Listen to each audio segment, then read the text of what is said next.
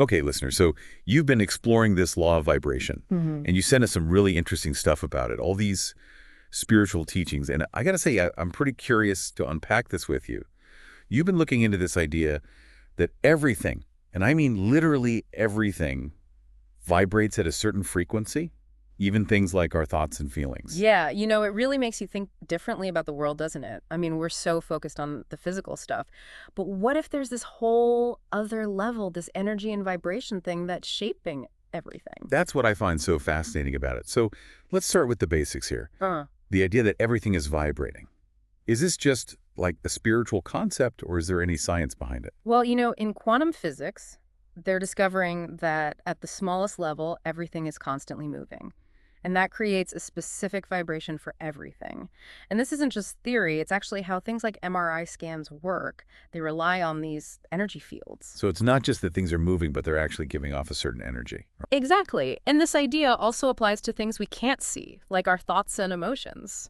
Those are considered energy too. Okay, now that's where it starts to get a bit mind-blowing for me. So our thoughts and feelings have their own frequencies. Does that mean they can actually change things in our physical world? That's the whole idea behind the law of vibration. It says that the main frequency we're giving off acts like a magnet, drawing in experiences and people that match that frequency. And it's not just about good vibes attracting good things, it's deeper than that. Okay, so let's say I'm always stressed and anxious. Yeah. Am I like tuning into a frequency that brings me more stressful situations? And what about the opposite? If I'm peaceful and joyful, am I more likely to experience those things? That's exactly what the law of vibration is saying. Your main frequency affects how you see and interact with the world, which then shapes your reality. It's a constant loop. You know, this reminds me of those times when it feels like everything is going wrong and it just keeps getting worse. Is it possible that we get stuck in a low frequency loop and without realizing it, we just attract more of the same bad stuff? Absolutely. It's definitely a possibility. And the law of vibration gives us a way to understand these patterns and maybe even break free from them. So if we want to change what we're experiencing, the first thing is to realize what frequencies we're putting out there. Right. Awareness is key. It's not about beating yourself up for having negative thoughts or feelings, just recognizing that they're there, simply noticing them without getting lost in the story or drama around them. Okay, so no self-criticism for those times when we feel stressed or negative. Just notice those feelings and then what?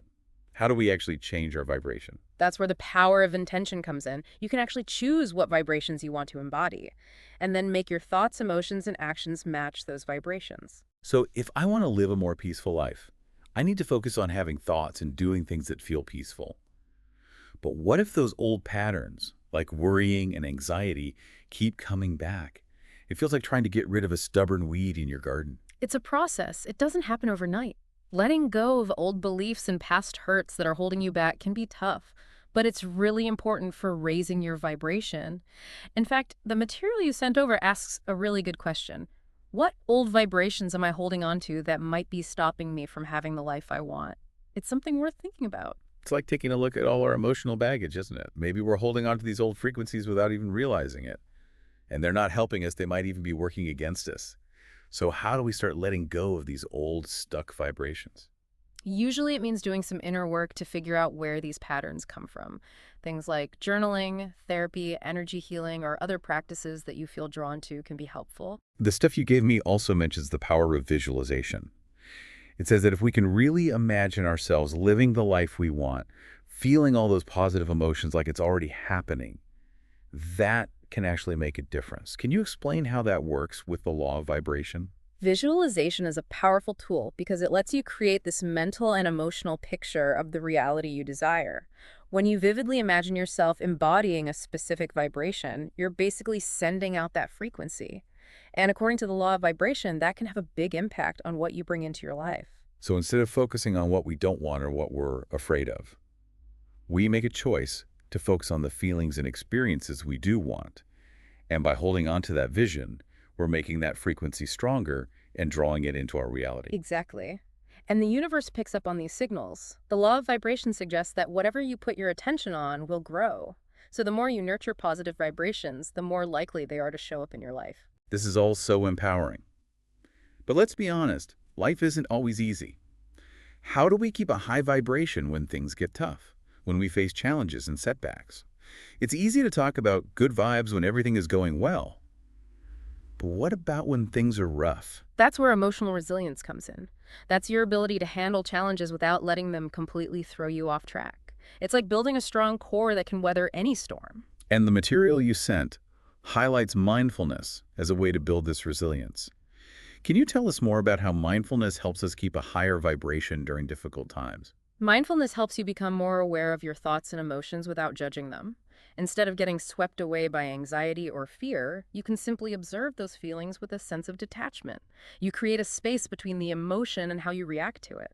So instead of spiraling into negativity or making rash decisions based on fear, we can take a moment, breathe, and choose a more thoughtful response. That makes sense, but it sounds a lot easier said than done. It definitely takes practice. But even short moments of mindfulness can make a big difference. The more you practice, the more space you create between your emotions and reactions. And that gives you more freedom to choose how you respond. It's like we're taking back control of our emotional state instead of being controlled by it. The source material also mentions the power of gratitude as a way to shift our vibration. How does gratitude fit into all of this? Gratitude is like an instant upgrade to your frequency. When you focus on what you're thankful for, even when things are tough, it shifts your attention away from what's missing and towards what's good in your life. It's pretty much impossible to feel negative and grateful at the same time. I know when I've felt truly grateful, it really does lift my mood instantly. It's like hitting a reset button for my energy. So mindfulness helps us create space between our emotions and how we react. And gratitude helps us focus on the positive. Are there any other important practices for keeping our vibes high? Especially when life throws us those curveballs. There definitely are, and we'll explore some practical strategies for creating a high vibe lifestyle in part 2 of our deep dive. Okay, so we know that keeping a high vibration is super important for attracting positive experiences. But how do we actually make that happen consistently? I mean, it's easy to get caught up in everyday life and forget about those higher frequencies. What are some things we can actually do to create a high vibe lifestyle? Something that can handle all the ups and downs life throws at us. That's the question, isn't it? And the source material really emphasizes having a good routine, one that includes those high vibe things we talked about, like mindfulness, gratitude, and visualization. So it's not just about squeezing in a meditation here and there when we remember. It's about making those practices a regular part of our day. But doesn't that risk turning them into like another chore on our to-do list? How do we keep it authentic and not just go through the motions? You're right, that's important. I think the key is to approach those practices with intention and a sense of curiosity, rather than forcing ourselves into a rigid routine. It's more about finding what works for you and fitting it into your life in a way that feels natural and sustainable. So it's about finding those practices that really energize us and make us feel good, and then incorporating them into our lives in a way that feels real and enjoyable. Exactly. Whether it's meditating in the morning, writing in a gratitude journal at night, or taking a walk in nature every week, these rituals can really anchor our vibrational state. They provide stability and grounding, especially when things get chaotic. It's like creating a special time in our day to connect with those higher frequencies and recharge our energy. But life can be so hectic. Can we really expect people to maintain a daily practice like that? Especially with work, family, and all the other demands of modern life. It's tough, I get it. But the good thing about these practices is that they don't have to be complicated or take up a lot of time. Even just 5 minutes of mindful breathing or writing down 3 things you're grateful for can make a difference. It's about quality, not quantity. Just like any healthy habit, it's about showing up consistently, even in small ways. But what about those days when even 5 minutes seems impossible? Are there any quick tricks for raising our vibration when we're feeling drained? Absolutely. Sometimes just changing your surroundings can instantly boost your energy. Step outside for some fresh air, listen to uplifting music, or even tidy up your workspace. These simple things can create a feeling of renewal and shift your vibration. It's like refreshing our energy field. Yeah. So we've got the routine part down. But what else helps to build a high vibe lifestyle? The source material mentions continuous learning, and I'm really interested to hear what you think about that. Continuous learning is so important. It keeps our minds engaged and our spirits lit up. The more we learn and grow, the more we expand our awareness, and that raises our vibration. It's like adding fuel to our vibrational fire. But there's just so much information out there, it can be overwhelming to know where to even start. What are some good ways to approach continuous learning when it comes to the law of vibration? I think it comes down to finding what speaks to you. Dive into books, workshops, or online courses that explore the things we've been talking about. Have conversations with people who are interested in these ideas too. It's like creating a vibrational support system, surrounding ourselves with people who inspire us to grow and expand. And I imagine being part of a community can help us stay motivated and accountable on this journey of raising our vibration. Absolutely. Connecting with others who are on a similar path can give you so much support and encouragement. It's like having your own personal vibrational cheer squad. Okay, so we've talked about routine, continuous learning, and community. What other parts of our lives can we adjust to maintain a high vibration? The stuff you sent over also talks about the connection between our physical body and our vibrational state, which I find fascinating. Can you tell me more about that connection? Our physical body is like our vehicle, and how well we take care of it directly affects our vibrational frequency. Eating a diet full of natural, high-energy foods can really boost our vibration. So ditch the processed junk food and fill up on those vibrant fruits, veggies, and whole grains. It makes sense if we're putting low vibration fuel into our bodies, it's going to impact our overall energy. Exactly. Think about the energy of the food you're eating. Is it full of life and vibrancy, or is it processed and depleted? Just like choosing high-quality fuel for a car can make it run better. Nourishing our bodies with nutrient-rich foods can increase our energy and vitality. But it's not just about what we eat, right?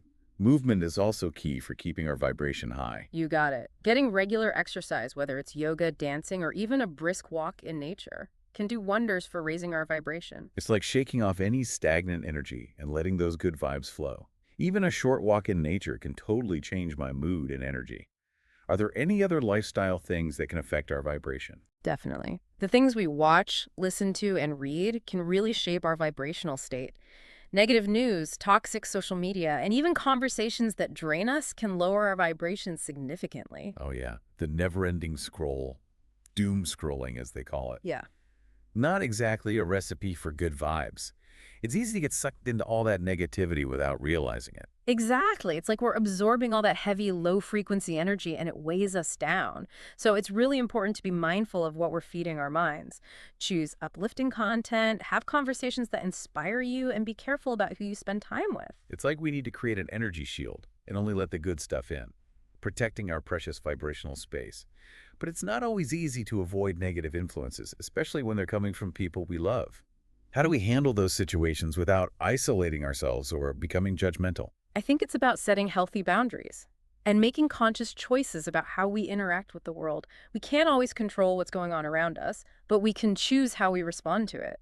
And sometimes that means creating some distance from people or situations that are draining our energy, even if it's just temporary. It's about putting our own well-being first and realizing that we can't give to others if we're running on empty. Exactly. And speaking of space, the source material also talks about creating environments that support a high vibration. So it's not just our inner state that matters, but also our external surroundings. Yeah. That makes sense. If we're constantly surrounded by clutter and chaos, it's bound to affect our energy. Definitely. Think about your home or your workspace. Do they feel cluttered, chaotic, and draining? Or do they feel harmonious, inviting, and uplifting? I'm suddenly feeling the urge to declutter, out with the old stagnant energy.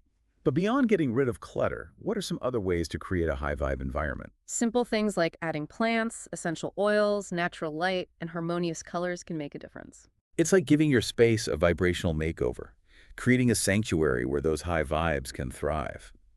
But what about those times when we can't control our environment, like when we're traveling or working in a not-so-great setting? Are there any portable tools we can use to keep our vibration high on the go? For sure. Carrying a small crystal, using a diffuser with calming essential oils, or listening to uplifting music with headphones can create a personal bubble of high vibe energy, no matter where you are. It's like having a portable sanctuary for our energy. I love that. So we've talked about routine, continuous learning, nourishing our bodies, being mindful of what we consume, and creating supportive environments. Is there anything else we should remember as we embark on this journey of raising our vibration? One last thing that often gets overlooked is the importance of reflection. Taking time to regularly think about our vibrational journey can offer valuable insights. So it's not just about doing the practices, but also paying attention to how they're affecting us and adjusting as needed. Exactly. It's about asking yourself, what's working? What's not? What new goals or realizations have come up? Are my actions matching the vibration I want? It's like having a vibrational GPS, helping us stay on track and make adjustments when needed. And this reflection can take different forms, like journaling, meditation, or even talking with a trusted friend or mentor. You got it. It's about creating space for honest self-evaluation and allowing ourselves to evolve and refine how we maintain a high vibration. So we've covered a lot of ground. Routine, continuous learning, nourishing our bodies, being aware of what we consume in our surroundings, and the significance of reflection. It's like a holistic way to cultivate a high vibe lifestyle, taking care of our minds, bodies, and spirits. And remember, it's a journey, not a destination. There will be highs and lows, moments when our vibration is soaring and times when it feels a bit low. It's all part of being human. But the important thing is to have those tools in our toolbox, those practices that can help us navigate those shifts and bring our energy back into balance. Right. And the more we practice, the better we become at maintaining those high vibes, even when things are challenging. It's about building vibrational resilience, becoming more adaptable and less reactive to whatever life throws our way. It's like building a strong foundation within ourselves so we can weather any storm. Okay, so we've talked about keeping our own vibes high, but now I'm curious about how our energy affects other people. Because it doesn't just stop with us, does it? You're exactly right. Our individual vibrations contribute to a collective energy field. It creates a ripple effect that goes way beyond ourselves. And that's actually what we'll be diving into in part 3 of our deep dives. We've spent a lot of time talking about how to create and keep those high vibes going. But now I'm curious about the ripple effect. Like, how does our own energy affect the people and world around us? It's all connected somehow, right? Yeah, that interconnectedness is a big part of the law of vibration. It suggests that we're not just individuals. Our vibes actually contribute to a bigger energy field. So it's not just about our personal experience. It's realizing that we're part of something much larger and that we can impact the world around us with our energy. But how does that actually work? Imagine, like, each thought, each feeling, each action is like a drop of water, creating a ripple in a pond. Those ripples interact with each other, creating this complex and constantly shifting pattern. So it's like we're all creating these energy ripples that bump into each other and affect each other, like some kind of energetic web. Yeah, that's a great way to picture it. And the more people there are giving off high vibrations, the more those positive ripples spread. And that creates a more harmonious and uplifting energy field for everyone. So it's like a chain reaction of good vibes. The more we raise our own vibration, the more we help raise the vibration of the planet. It's almost like a responsibility, isn't it? It is, but it's also an amazing opportunity. By consciously cultivating high vibrations, we become agents of positive change. We're not just impacting our own lives, but the lives of those around us as well. The source material talks about leading by example, which really strikes a chord with me. It's not about preaching to others or forcing our beliefs on them. It's about embodying those high vibes ourselves and letting that inspire those around us. You got it. Actions definitely speak louder than words. When we show compassion, kindness, and joy in our daily interactions, we create a ripple effect that can encourage others to do the same. We become contagious with those good vibes. People pick up on our energy, how we are, and it can subtly shift their own vibration. But it doesn't have to be these big dramatic gestures, right? Not at all. It can be as simple as smiling at a stranger, helping someone who needs it, or just saying something kind to a friend who's having a hard time. These little acts of kindness, powered by those high vibes, can have a huge impact. Yeah, and those acts of kindness set off a chain reaction that goes way beyond that one interaction. Yeah. It's like a chain reaction of positivity. That's it, exactly. And the more we focus on raising our own vibration, the more those acts of kindness just flow naturally. It's not something we have to force. It becomes a natural part of who we are. So it's like love and compassion become our default setting, which is pretty awesome. But how can we go beyond these individual acts of kindness? The source material also mentions things like community service and forming groups focused on spiritual practices or activities that promote high vibes. How do those things contribute to raising the collective vibration? When people who share similar goals come together with the intention of raising their vibration, their combined energy becomes a powerful force for good.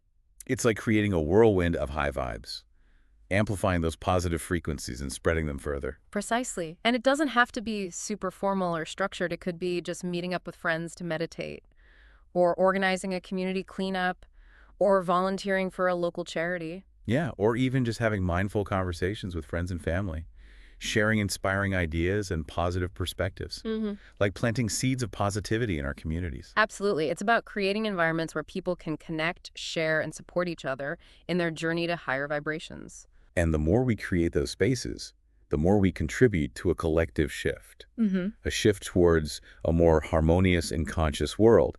It's about realizing that we're all in this together, that each of us has a part to play in raising the vibration of the planet. I couldn't have said it better. It's about understanding that we have the power to create, that we're not just passively accepting whatever energy is out there. We can choose to be those bright lights, radiating high vibrations out into the world. And the more of us who do that, the brighter the light gets. So as we wrap up our deep dive into the law of vibration, what are your final thoughts for our listeners? Remember, this is a continuous journey of learning and growth. Try out the things we've talked about, see what feels right for you, and be kind to yourself along the way. There's no one-size-fits-all approach. It's about finding what works for you and embracing the journey. And you don't have to do everything at once. Take it one step at a time. Focus on raising your own vibration and trust that those positive ripples will spread out, creating a more harmonious and joyful world for us all. Thanks for joining us on this deep dive. May your journey be filled with love, light, and ever-expanding vibrations.